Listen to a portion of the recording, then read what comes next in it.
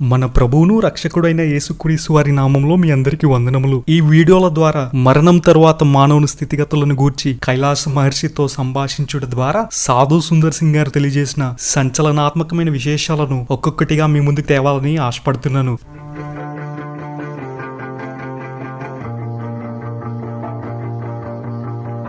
పంజాబ్ దేశంకు చెందిన సాధు సుందర్ సింగ్ గారు క్రైస్తవ మతం చొరబడిన దేశంలో టిబెట్, నేపాల్, గర్వాల్ చోట్లకు సువార్త ప్రకటించి వచ్చారు. ఆయన 1912వ సంవత్సరంలో ఆ ప్రాంతంలో యందు సువార్త ప్రకటించుండగా మంచుతో నిండిన కైలాసం గుండా వెళ్లవలసి వచ్చింది. అక్కడ సాధు సుందర్ సింగ్ గారు కొన్ని గుహలను చూశారు. వాటిలో ఒకదాని యందు దీర్ఘకాల తపస్సు చేశారు. అక్కడ ప్రాణం విడిచిన ఒక సాధు గారి అస్థిపంజరం చూచి అక్కడ హైందవ సాధువులు ఎవరైనా ఉంటారేమోనని వెతకడం ప్రారంభించారు. అయితే హఠాత్తుగా ఒక బండ మీద రాతి శిలువ నాటబడ్డం చూసి చాలా ఆశ్చర్యం పొందారు. హైందవ ఋషులు జీవించి ఈ కైలాస ప్రాంతంలో క్రైస్తవ శిలువ కనిపించడంతో చాలా విస్మయం చెందారు. అక్కడ రహస్య క్రైస్తవులు ఎవరైనా ఉంటారేమోనని తలంచి ఇంకా వెతకడం ప్రారంభించారు. చాలా సేపు వెతికిన తర్వాత ఎవరు కనిపించకపోయేసరికి సుందర్ సింగ్ గారు అలసట చెందిన వారే ఒక చోట కూర్చున్నారు. అయితే ఎక్కువగా వెతకడం వలన సుందర్ సింగ్ గారు స్పృహ తప్పిపోయి కిందకి పడిపోయారు. కొంచెం సేపు అయిన తర్వాత సుందర్ గారు కళ్ళు తెరిచి చూసినప్పుడు తన ఎదుట ఒక పెద్ద గుహ, దాని ద్వారం యొద్ద భయంకరమైన ఒక ఆకారం చూశారు. ముందు చాలా భయపడిన తర్వాత అసలు ఆ ఆకారం ఏంటని దగ్గరికి వెళ్లి తేరి చూచారు. ఆ తర్వాత ఆ రూపము వృద్ధుడైన ఒక మనుషుడని గ్రహించి ధైర్యంతో సమీపించారు. ఆ వృద్ధుడైన మనిషి తన కళ్ళు మూసుకుని ధ్యానం చేస్తున్నాడు. చూడడానికి ఎలుగుబంటిలా కనిపించే ఆయన శరీరం అంతా దట్టమైన వెంట్రుకలతో కప్పబడింది. గెడ్డం నేల వరకు పొడవుగా ఉంది. కన్నుబొమ్మలు కన్నులు ఎదుట తెరల్లాగా వేలాడుతున్నాయి. ఈయన ఒక మహా ఋషి అయి ఉంటాడని సుందర్ గారు గ్రహించారు. కొన్ని నిమిషాల తర్వాత ఆ వృద్ధుడు కన్నులు తెరిచి సుందర్ని చూచారు. ఆ నేత్రములు నా హృదయంలో చొరిచి నా తలంపులన్నీ పరీక్షించే అంత ప్రకాశమయమై ఉన్నాయని సుందర్ గారు చెప్పారు. తర్వాత ఆ మహర్షి సుందర్తో మనము మోకరించి ప్రార్థించదము అని చెప్పారు. ఆ వృద్ధుడు ఆ మాటలు పలికేసరికి ఆయన క్రైస్తవ ఋషి అని తెలిసి చాలా సంతోషించారు సుందర్ గారు. ఆ వృద్ధుడు ఎంతో భక్తిపూర్వకంగా ప్రార్థించి యేసు నామమున అడుగుతున్నాం తండ్రి అని చెప్పి ముగించారు. తరువాత తన పెద్ద తోలు చుట్టతో కూడిన కొత్త నిబంధన తెరిచి మత్తయి సువార్త 5వ అధ్యాయంలోని కొన్ని వచనాలు చదివి వినిపించారు. ఆ తర్వాత సుందర్ గారు సంభాషణ ప్రారంభించారు. అసలు మీరెవరు, ఇక్కడికి ఎందుకు వచ్చారు అని వివరాలను సుందర్ అడిగి తెలుసుకున్నారు. అప్పుడు ఋషి గారు తన జీవిత చరిత్రను చెప్పడం ప్రారంభించారు.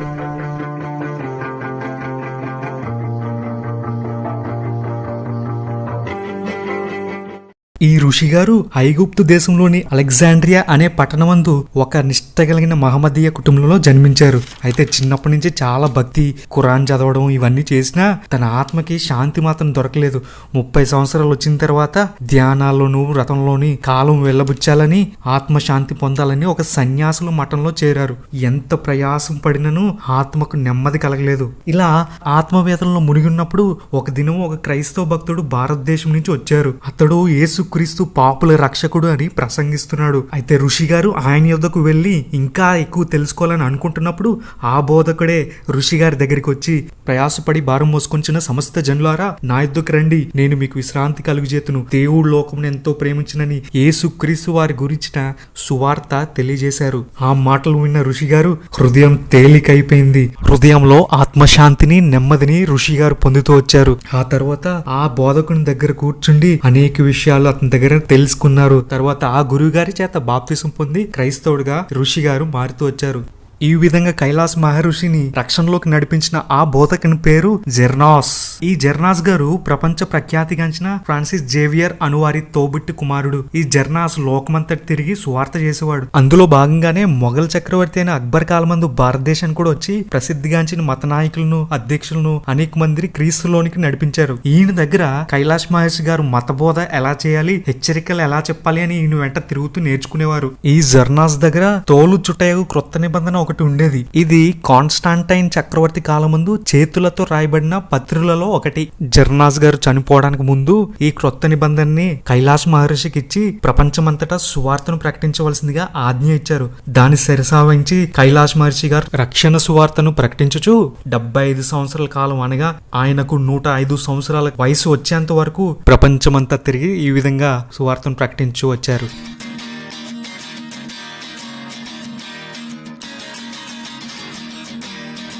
కైలాష్ మహర్షి గారు ప్రపంచమంతటా తిరిగి సేవ చేయడం వల్ల ఈయనకు 21 భాషలు తెలుసు. వాటిలో మన దేశ భాష అయిన హిందుస్థాన్ కూడా ఒకటి. 105 సంవత్సరాల తర్వాత ఇంకా సువార్త చేసే బలం లేక శేష జీవితాన్ని దేవునితో కూడా ధ్యానంలో గడపడానికి నిశ్చయించుకున్నారు. దానికోసం తగిన ప్రాంతంగా కైలాస పర్వతాలను ఎన్నుకున్నారు.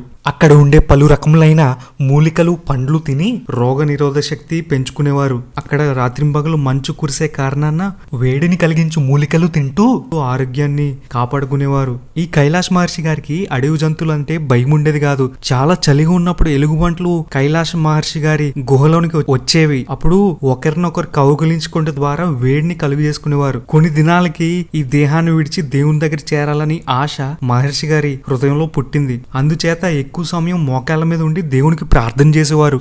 ఇలాగూ ప్రార్థన చేయుచుండగా ఒక రోజు హఠాత్తుగా ఆ గుహందు ఒక స్వరం వినబడింది. ఎన్నో ఆకాశ పక్షులు టపి టపి టపిమని రెక్కలు కొట్టుకుని ఇటు అటు ఎగురు శబ్దంలాగా ఆయనకు వినబడింది. ఆ శబ్దం ఏంటో తెలుసుకోవాలని చాలా సార్లు గుహ చుట్టూ తిరిగారు, కానీ ఏం తెలియలేదు. కాబట్టి ఇంకా నిట్టూర్పు విడుచు ఆ శబ్దం యొక్క రహస్యం ఏంటో బయలుపరచమని దేవుని వైపు చూచి ప్రార్థించారు. ఆ ప్రార్థన చేసిన తర్వాత ఎవరో ఒకరు తన చేతులతో ఆయన్ను ముట్టుకున్నట్లు ఆయనకు అనిపించింది. వెంటనే మహర్షి గారి కళ్ళు తెరవబడ్డాయి. ప్రకాశమయమైన దేవదూతలతో ఆ గుహ నిండిపోయింది. యేసుక్రీస్తు రాజుగా వెంబడించిన గొప్ప సైన్యము ఆకాశం నుండి దిగివచ్చుట మహర్షి గారికి కనిపించింది. మహిమ గల రాజు సమీపంగా వచ్చుట చూచి సాగిలిపడి నమస్కరించారు మహర్షి గారు. మహర్షి గారిని చూచిన ప్రభువు ఆయన చేతులు పట్టుకుని లేవనెత్తి, బలా నమ్మకమైన మంచి దాసుడా, ఇప్పుడు నీకు స్థిరమైన జీవితము ఇయ్యబడను, ఇంకా నువ్వు ఎప్పుడు మరణించవు అని చెప్పారు. నేను అధిక మహిమతో ఈ లోకానికి త్వరగా వస్తున్నాను. అంతవరకు నీవు నీ దేహాన్ని పూర్తిగా విడిచి వెళ్ళలేవు. అపవాదితోనూ అతని అనుచరులతోనూ తీవ్రంగా యుద్ధం చేయుటకు, నా నిజ సేవకుల నిమిత్తమే ప్రార్థన చేయుటకు, విజ్ఞాపనం చేయుటకు నీకు పని అప్పగించినాను అని చెప్పారు. అంత మాత్రమే కాకుండా పాపం నుంచి శుద్ధీకరించబడిన ఒక నూతన హృదయం మహర్షి గారికి ఇచ్చి ఆకాశ సైన్యంతో కలిసి ప్రభువు తిరిగి పరలోకమునకు వెళ్లారు. ఆ తర్వాత కొన్ని పరిశుద్ధ ఆత్మలు మహర్షి గారి దగ్గరకు వచ్చి దేవుడు అనుగ్రహించిన ఆ వరాన్ని గురించి చాలా అభినందించారు. అప్పటి నుంచి కొంతమంది పరిశుద్ధులు మహర్షి గారితో కలిసి ఈ విధంగా పరిచర్య చేసేవారు.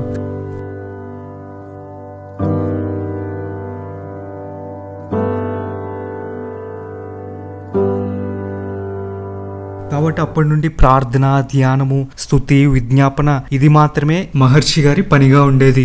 ఈ విధంగా ప్రార్థనలోను స్తుతిలోను దినాలు గడిపి మిగిలిన సమయాలను ప్రపంచం యొక్క నలుమూలలకు ఆత్మలో పర్యటించే వరం ఈయన పొందారు. ఈ ఋషి గారి యొక్క దేహం ఆ గుహయందు పడి ఉన్నప్పుడు ఆత్మలో సంచారం చేసే అనుమతి ఈయన పొందారు. కాబట్టి ఆయన ఆయా క్రైస్తవ సంఘాలను దర్శించి వాటి లోపాలను తెలుసుకుని ప్రార్థన చేస్తారు. ఈ విషయాలని సుందర్ సింగ్ గారికి చెప్తూ ఆయన ఈ విధంగా చెప్పారు. ఇది నీకు ఒకవేళ వింతగా అనిపించవచ్చు. నేను నన్ను గూర్చి గొప్పగా చెప్పుకోవట్లేదు గాని అపోస్తలుడైన పౌలు కొలసీలకు రాసిన పత్రికలో ఈ విధంగా చెప్పారు. నేను శరీర విషయంలో దూరంగా ఉన్నాను, ఆత్మ విషయంలో మీతో కూడా ఉండి మీ యోగ్యమైన ప్రవర్తనను క్రీస్తునందలి మీ స్థిర విశ్వాసంను చూచి ఆనందించున్నాను అనే వాక్యాన్ని సుందర్ సింగ్ గారికి చెప్పారు.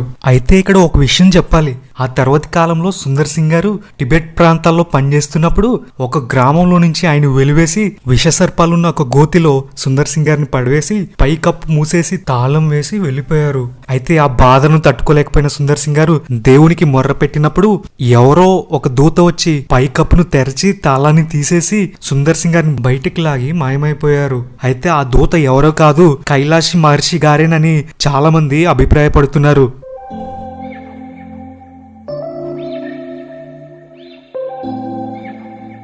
ఇలా ఋషి గారితో సుందర్ సంభాషణ జరుగుతుండగా సుందర్ గారికి ఋషి గారి పేరేంటో తెలుసుకోవాలని ఆసక్తి కలిగింది. దానికి ఋషి గారు ఈ విధంగా జవాబిచ్చారు. నేను మానవుడినై ఉన్నప్పుడు ఇతర మనుషుల్లాగా ఉన్నప్పుడు నాకు ఒక పేరు ఉండేది, కానీ ఇప్పుడు నేను పూర్తిగా వేరే మనుషుల వలె ఉండని కారణాన నా పేరు క్రిస్టియన్ అని చెప్తే సరిపోతుంది అని జవాబిచ్చారు. నేను క్రీస్తుతో సిలువ వేయబడి ఉన్నాను, ఇకను జీవించువాడు నేను కాదు, క్రీస్తే నా యందు జీవించుచున్నాడు అని గల్తీలకు రాసిన పత్రిక 2వ అధ్యాయంలో 20వ వచనంను చూపించారు. ఈ విధంగా దేవుని ప్రణాళికను బట్టి సుందర్ సింగ్ గారు కైలాస మహర్షిని కలుసుకొనుట జరిగింది. ఇది సుందర్ సింగ్ గారికి మాత్రమే సాధ్యపడింది. మెట్టుకు ఏది ఏమైనా ఈ దినాన్న మన క్రైస్తవ సంఘం ఇంతగా అభివృద్ధి చెందుతుందంటే కైలాస మహర్షి గారి లాంటి పరిశుద్ధుల ప్రార్థన విజ్ఞాపన కారణమంటే తప్పు కాదేమో. ఈ వీడియో చూస్తున్న నీవు ఒకవేళ యేసుక్రీస్తుని స్వంత రక్షకునిగా అంగీకరించకపోతే యేసు ప్రభువే నిజమైన దేవుడని తెలుసుకోవాలని మనవి చేస్తున్నాము. ఒకవేళ నువ్వు విశ్వాసమైతే కైలాస మహర్షిలాగా మనం కూడా ఇతరుల నిమిత్తమై ప్రార్థన విజ్ఞాపనతో దేవుని సన్నిధిలో ఎక్కువ సమయం గడుపుదాం. ఈ కైలాస ఋషి గారు ఇంకా చాలా విషయాలను, మరణం తర్వాత ఏం జరుగుతుంది, ఆత్మల పరిస్థితి ఏంటి, పరలోకంలో ఎలా ఉంటుంది, యేసుక్రీస్తు ప్రభు గురించి ఇంకా ఆసక్తికరమైన విషయాలను చెప్పడం జరిగింది. వాటినన్నిటినీ దేవుని చిత్తమైతే రాబో కాలంలో ఇలా వీడియోల రూపంలో మీ ముందుకు తేవడానికి ప్రయత్నం చేస్తాను. వాటినన్నిటినీ ఈ ఛానల్ యొక్క ప్లేలిస్ట్ లో పొందుపరచడం జరుగుతుంది. మీరు అక్కడికి వెళ్లి వాటిని వీక్షించవచ్చు. చివరి మాట, ప్రయాసంతో చేస్తున్న ఈ వీడియోలు మీ వరకు చేరుటకు వీలగినట్లు ఈ ఛానల్ని సబ్స్క్రైబ్ చేసుకోండి. యేసుక్రీస్తు వారి నామంలో మీకు వందనములు. దేవుని కృప మనందరికీ తోడై ఉండునుగాక. ఆమేన్.